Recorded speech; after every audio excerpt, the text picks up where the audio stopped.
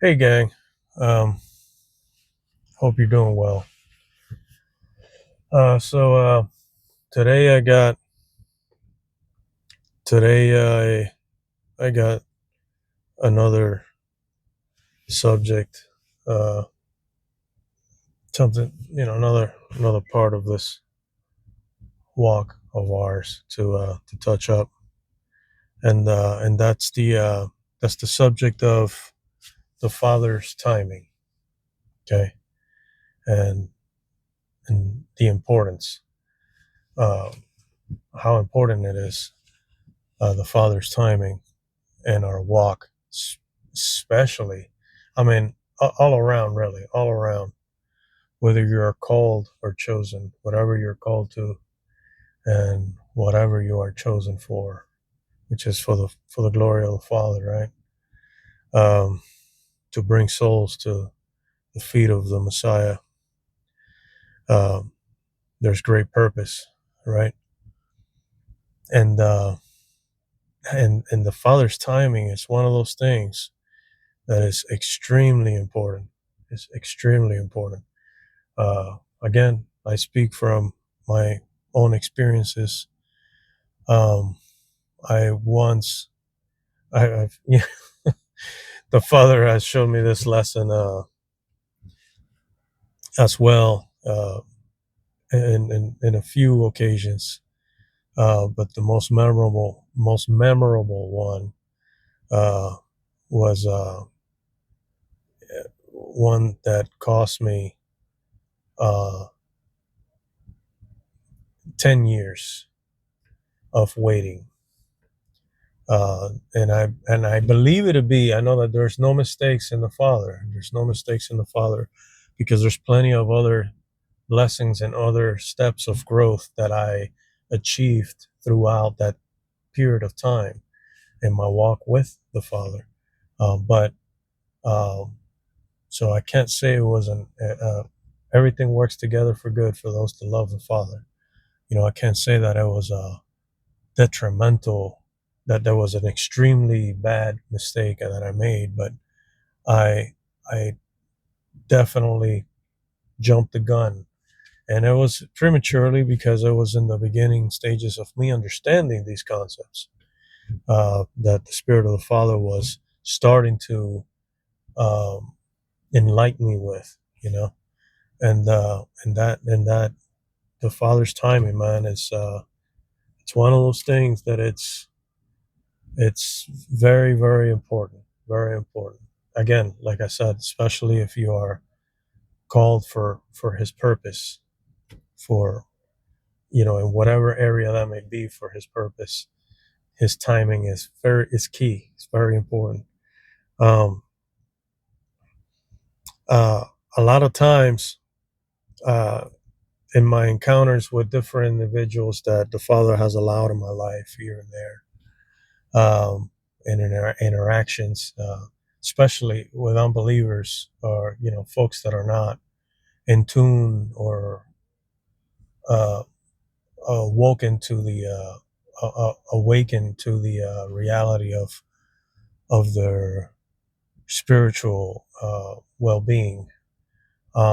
But among those that have claimed to be born again, and that and that very well are in their beginning stages, mostly, I want to say, with the Father, it has been a subject of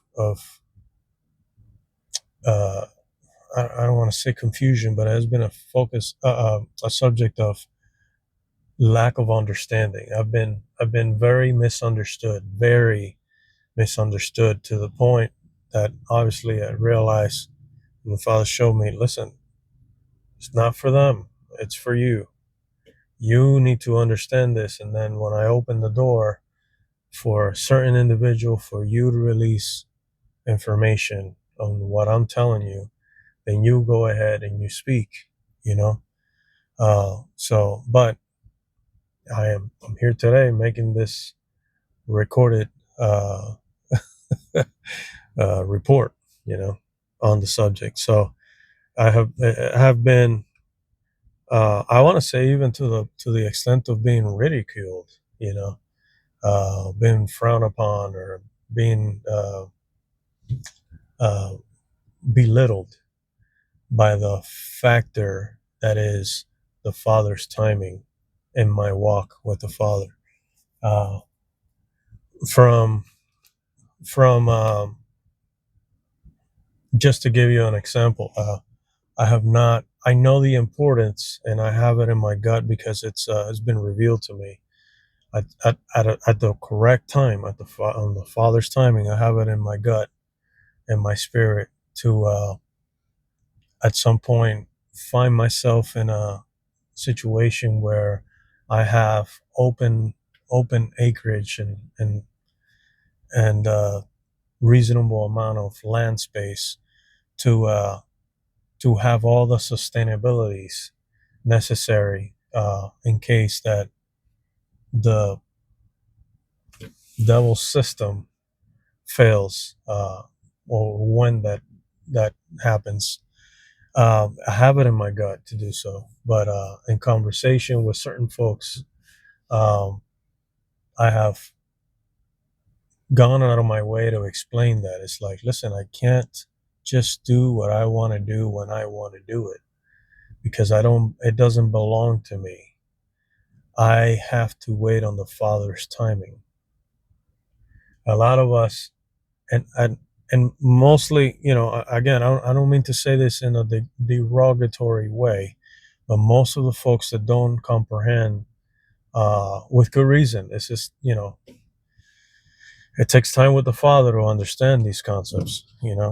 Most folks that don't understand what I'm talking about when I say I have to wait on the Spirit of the Father to give me the green light. Most of those folks that don't have, unfortunately, a deep enough relationship with the Creator, uh, and enough trials and tribulations to comprehend how important that is. You know, People are quick to judge the book by its cover when they look at your situation in your life, but they're not walking in your shoes. Therefore, you can't go by what other folks think it's best for you. You can't count on other folks' uh, uh, convictions or even well-being or good logic or uh, you know uh, uh, what they deem is best for you. You have to go by the timing of the Spirit of the Father. That is the most important thing for you to go by, because if you focus on everybody else, you're not focusing on the Father and your relationship with the Father. When you spend time in spirit and truth, and you're truly separated, and your eyes are truly upon the Father, and expectation in all things in your life, because you will comprehend, you understand that there is a higher purpose. You you learn how important that is, to move according to the Spirit of the Father, and not by your own wants or by your own logic or by your own emotional uh, state of being. You have to move by the Spirit of the Father. Doesn't matter. It doesn't matter the circumstance. It doesn't matter what the circumstances may be. Again, I learned this lesson the hard way. It doesn't matter what the circumstances may be. Doesn't matter how it looks to your naked eye, to your eye of flesh. It doesn't matter. What matters is that you get close enough to the Creator, to your Father, in order to gain that gift of discernment, to know how to discern the the timing, and to be able to hear His voice clearly when He says, now, you know or now do that, or now buy that, or whatever the case may be, because it's all about Him and His glory. It's all about His kingdom. has nothing to do with what we want out of our own flesh, out of our own desires, our own little bird brain thinking. He, as a result, because we seek, again, we're going back to seeking the kingdom of the Father first, and what that means. As a result of you seeking and focusing primarily and solely in the essence of His kingdom and in the riches of His kingdom, and storing your riches in heaven, and getting to the point of comprehending what that means, in the process of that, He will take care of you as you put your faith, you put works to your faith in that sense. Because that is the correct way of doing it. Spirit first. You move in the spirit first, and then the physical follows. Okay, I'm dropping pearls here, guys, for the glory of the Father. You have to understand. Yes, there are spiritual concepts. The Bible is speaking about spiritual concepts. Yes, they are very real. What you sow, you will reap. Yes. Here's the thing. Again, we have to go back to the Messiah. We got to go back to Christ and what Christ represented. And just simplify, just lay it down on the board and simplify what the Messiah represented. What did the Messiah represent? The kingdoms of this world or the kingdom of the Father?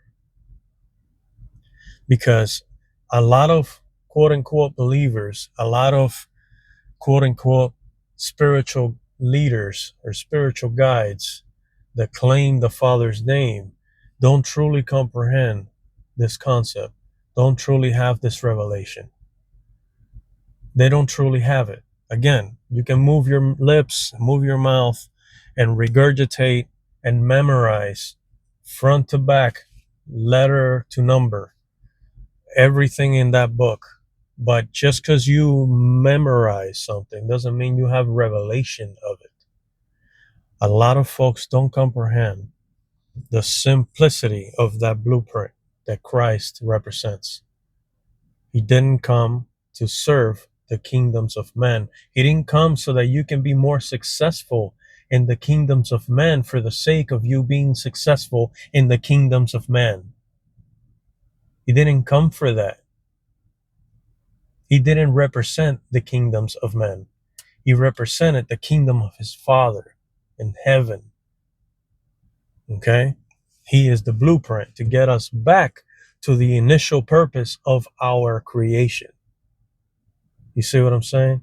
So yes, we're mankind living on, I don't like using the word human because I recently, telling you the more you know, I recently found out the origin of that word. So go look at it.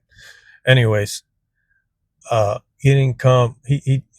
Yes, we are mankind living a physical situation, a physical reality here on Earth for a specific time, but we're not here to be complacent and to just love the creation. We're here to learn a lesson that gets us back to loving the creator of the creation.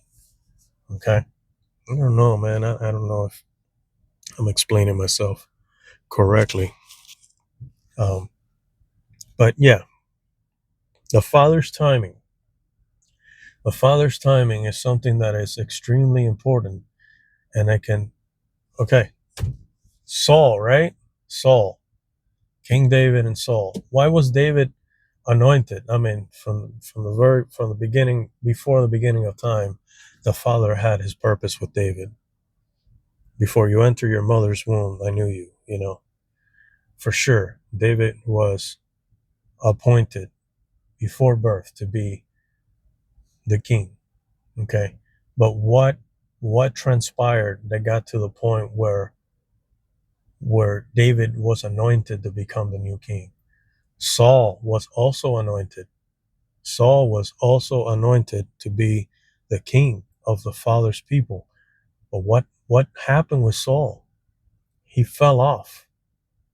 Saul fell off because he got comfortable in the confidence that he had of the Father's backup, of the Father's hand over his domain, over his kingdom. And he started to step outside of the Father's will and his timing. And getting out of his timing is also getting out of his will, because he doesn't want you to do that right now.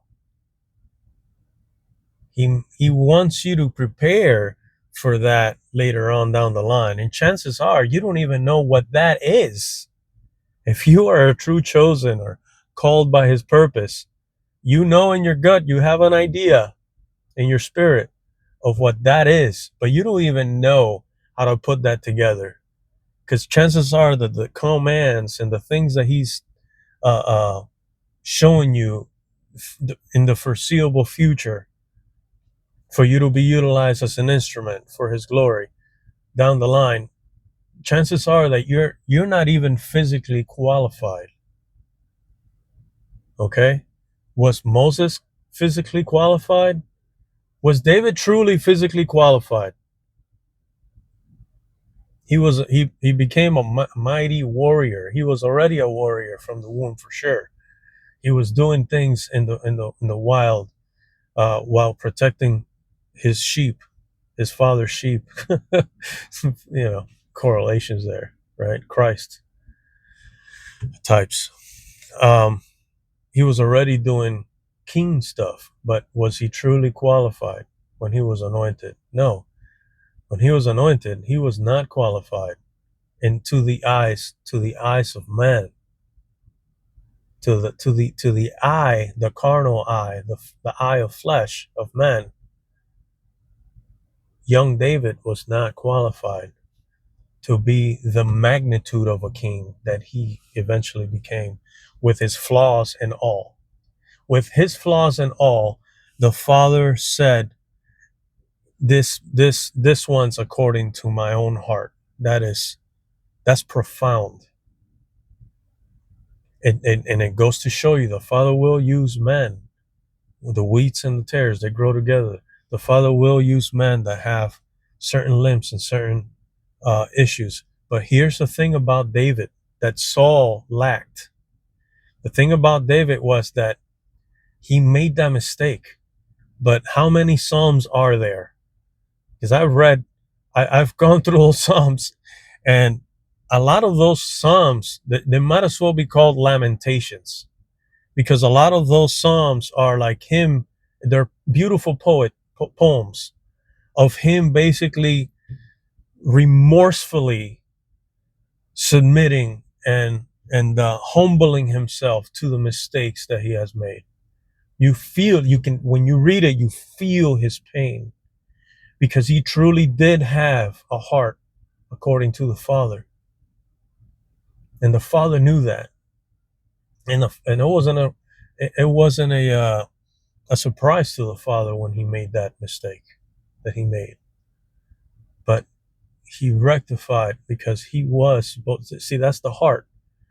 It's like there's folks that go around, man, that call themselves leaders of men, backed by the Messiah. It's folks that claim this, like, tongue in cheek, and the reality of it is that they're proud of their carnality. It's like, what are we doing? There's folks that go around saying things, that indicate that they're mighty and powerful in the flesh. The more you tell me how violent you can be, the more I see the weakness within you. I don't need to know. I don't need to tell anybody the capabilities of violence that I may have within me in the time that it's deemed necessary for me to utilize it. As a matter of fact, because I am in the level of spiritual maturity that I am at, and and the grief and the pain and the hurt that I have myself endured because of my own uh, scars and and the things that were done upon me, and the harm of the evil that was bestowed upon me, uh, and the frustrations, and and I know what it's like to have hatred in my heart. I I know that I am capable of great darkness because it's beyond violence. I know any man is capable of great violent darkness. Any man. But bravery lies in you, that word meek, right? To be meek. Bravery lies in that means of you surrendering to the Father, knowingly that you could very well take matters into your own hands, but you trust in the Father and the Father's command of telling you, vengeance is mine. I don't have to, I'm not fearful. I don't have to come out here on a video and remind you over and over and over and over how dangerous I can be. I don't need to do that. I don't desire to do that. I I avoid conflict as much as possible. I despise, I because I don't, I and I know that the enemy works through folks, especially folks that you may have known, and that may have been in your life. The enemy works through folks, through people, and creeps in through the cracks of the things that they don't know. But people perish for lack of knowledge, and jealousy creeps in, and all kinds of evil creeps in when you open the door to that evil. And that happens from the lack of knowledge that you have, the insecurities that you allow. That happens from lack of you seeking the Father's face. I don't have a need to come on here and continue to remind anybody of how tough I am, because I'm not. I rely on the Father for that. I rely on the Father to take care of me. I don't win in the spiritual realm. I don't win. I don't win in the kingdom of heaven by taking matters into my own hands. I don't win by having to, you know, I don't. If the time comes and deems for me to move, it won't be for me to move in a defensive form because of circumstances around me, or the world's going to crap, or the grid went down, whatever the case may be. I will be guided by the Spirit of the Father, because I have been seeking Him and I have been close to Him enough to hear His voice. And I won't be acting, even if there's violence involved. I won't be acting with hate in my heart, or fear in my heart, because hatred is a root of fear. Okay? I didn't say violence, hatred. And a lot of times when you hear folks having to remind you how tough they are, it's coming from a place of fear. So I wasn't I didn't plan it for that to come out, but I always ask the Father to speak, so that's what happened. But the Father's timing. Whoa, sheesh. In order for you to understand the importance of the Father's timing, you have to understand the importance of being close enough to Him for you to be able to hear His voice. If you're not getting close to your creator and allowing him to steer your steps, to guide your steps, then you're doing it on your own. It's pointless for you to even claim the Father's name at that point if you're just doing things on your own. Are you truly saved at that point? Are you truly yielding the fruits of the Spirit of the Father at that point? Because it's a slippery slope, you know. It's a downward spiral. The moment that you start putting, oh no, God, I can do this. No, Father, I can do this on my own. I got this. The moment you start putting the Father aside in your heart and start making choices and decisions upon your own logic and interpretation, it may very well, and I've said this before, it may very well have great on paper it may look like an amazing thing, a great thing for other folks that you're trying to achieve, like other folks will benefit from, and in a positive way, you know. It may very well look like a good thing, but if you're doing things outside of the Father's timing, you're no longer under the Father's umbrella. You're no longer under the Father's will. You're acting upon your own will. And sooner or later, the Father comes. The Spirit of the Father comes to your ear and be like, hey, what did you do there? I didn't ask you to do that. That wasn't me. You did that on your own. Chances are a lot of these men, they are so deep. A lot of these men are so deep inside their own rabbit hole that they have created, their own entanglement with the world that they have justified as being holy doings, that the rich young ruler, they're so caught up with the riches of this world that by the time that the voice of the Spirit comes to them to correct them, they push that voice aside, because that voice of the Father, of the Spirit of the Father, is contradicting everything that they have worked so hard on their own will and their own logic to create. And remember what Jesus said to the Pharisee. He told him, destroy this temple, and in 3 days I will raise it. Remember that?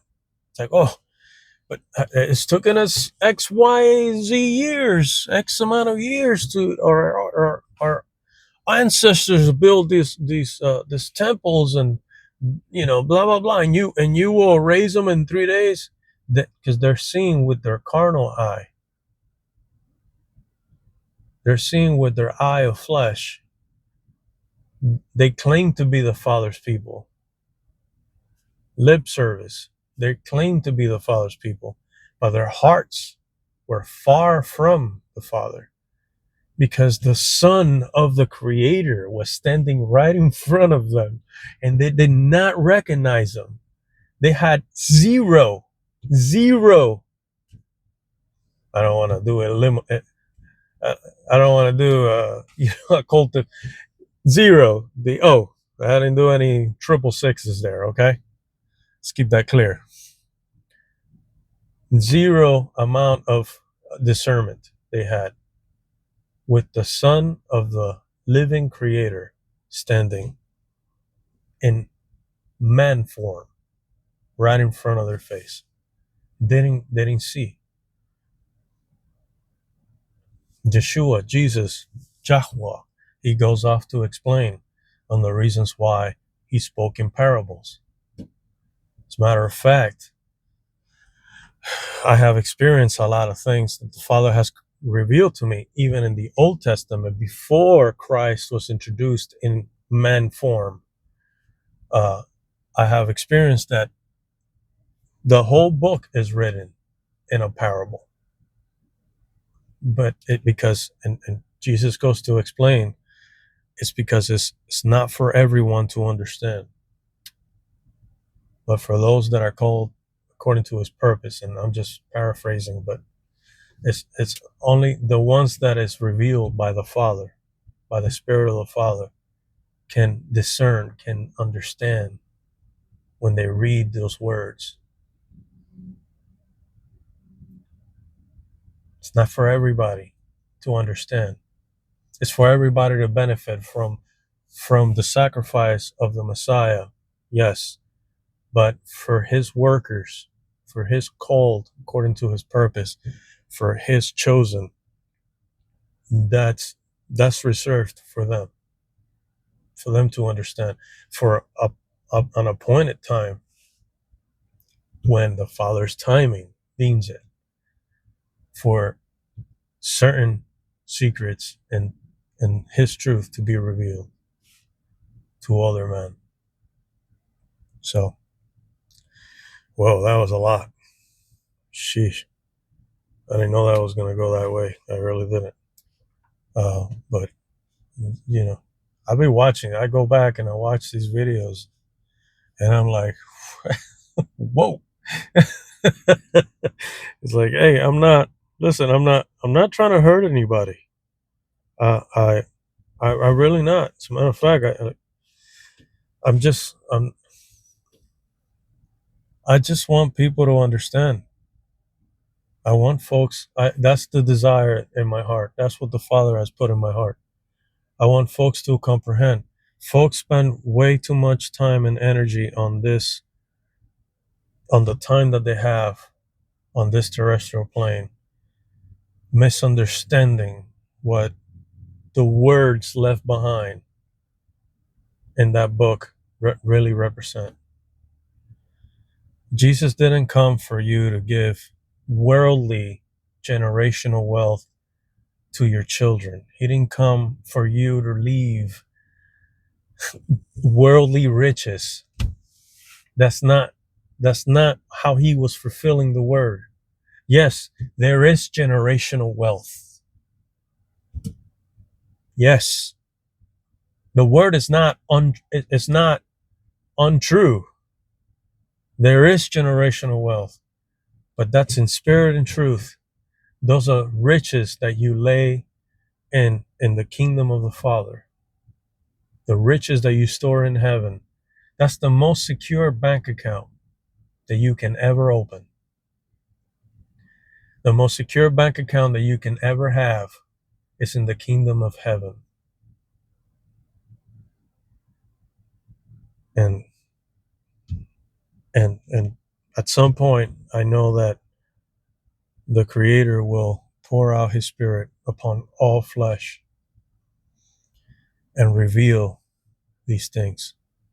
In the meantime, my advice is continue to be humble, even in the times that you don't understand. It's like, man, there's something about this guy. This guy, it's like he's a little goofy, and he's a little goofy, and he sometimes says stuff that I agree with, but sometimes I'm like, I don't know. Even when you don't understand. Again, take everything back to the Father. Take everything back to the Father. Don't just. I'm not telling you. I don't tell anybody to believe in me. Don't believe in me. Believe in your Creator. Take everything to your Creator. And when the time comes, when the Father's timing is correct, and he deems it the correct time for certain things to be revealed, then I'm sure that videos like these that I have been making will surface and will serve as a confirmation, just a confirmation of what you already have been revealed inside by the Spirit of the Father. You see what I'm saying? And again, that's also my experience. I have had several mentors, some in physical form, very few in physical form, and a lot of folks that I have never met, but the Father has utilized them. has utilized them at a specific stage in my life to speak through them, to say things that I needed to hear at that moment in time, that he had already showed me, that he had already showed me in my spirit, in my heart. And those men that I have never met have served for a very short frame. Has nothing to do with their walk. It doesn't matter where the message is coming from. The spirit can, again, the rocks, the rocks. if we don't praise him, if we don't worship him, the rocks will declare his majesty. Okay, the rocks will speak if they have to. The Father is not limited to anything. We limit our creator. We limit because of our bird brain logic, because of our terrestrial limitations. We have been trained, and that's okay. That's normal, right? That's the normality that we have been programmed and have grown to understand as truth, as reality. We have limitations because we see things in the spirit, in the physical realm, and we know that the law of gravity, we believe in the law of gravity because that's what we have learned. But the Spirit of the Father comes to show you how to see beyond the physical, how to comprehend beyond the physical, beyond what your eye of flesh can see.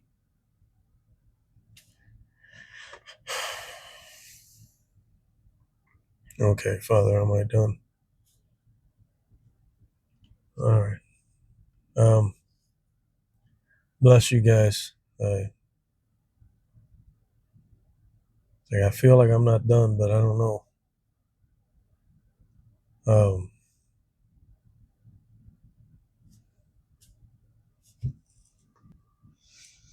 All right, I'll just leave. I'll leave with this. Doesn't matter what. It doesn't matter what stage of spiritual maturity you may be in. What matters is your heart condition and your heart condition uh, uh, towards the situation, towards your relationship with the Father, with the Creator. That's what matters. Is the approach, the approach of your heart condition, no matter where you're at. I have plenty of times. I can promise you this from my experience. You will continue to go when you learn how to trust in the Father from your own experiences. You will continue to go to the Father blindly, just knowing and having the certainty that you have to let go of your fleshly want, like desire to do it on your own. You're gonna have to go and just trust in things that you don't comprehend at that moment in time. You're just gonna have to just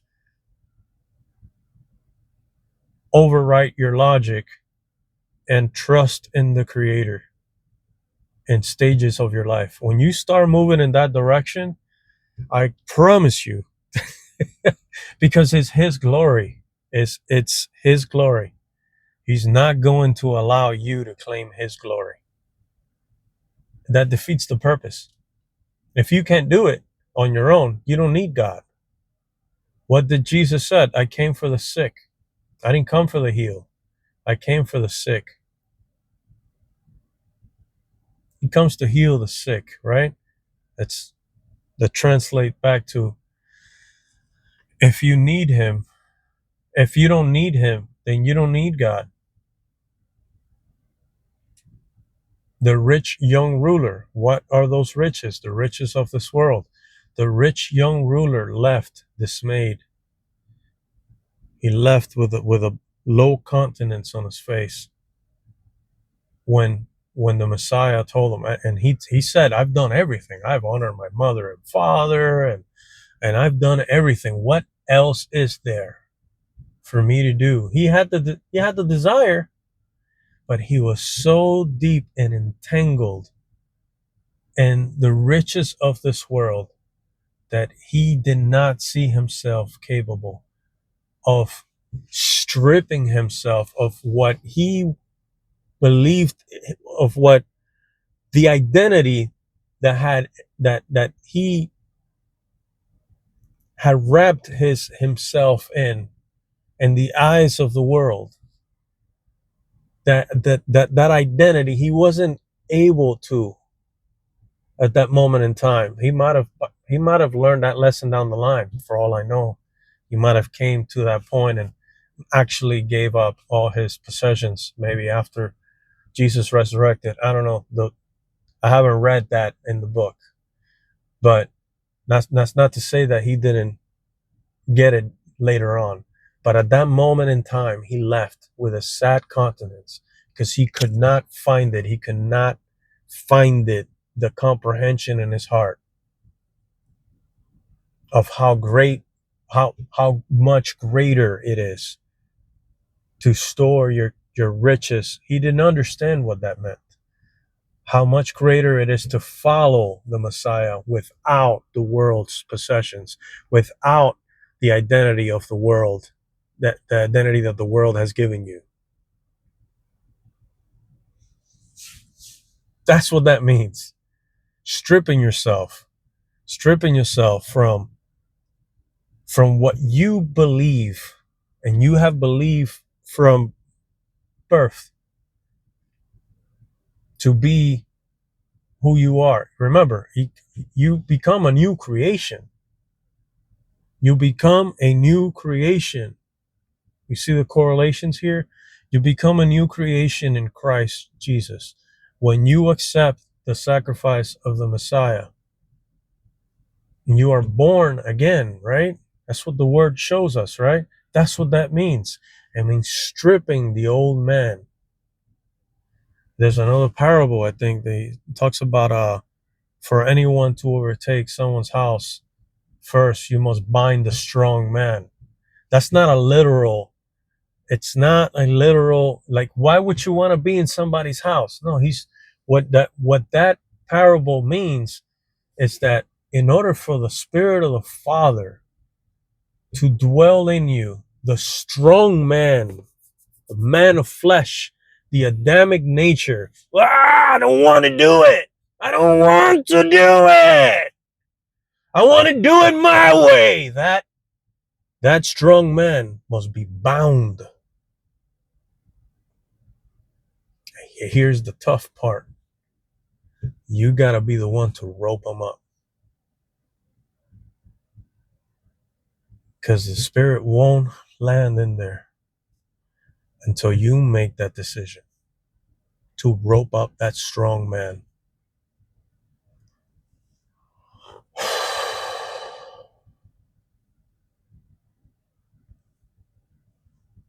That's all right. I'm pretty sure a lot of people said Jesus was crazy too. It's going to be okay. Bless you guys. Bless you guys. Catch you in the next one.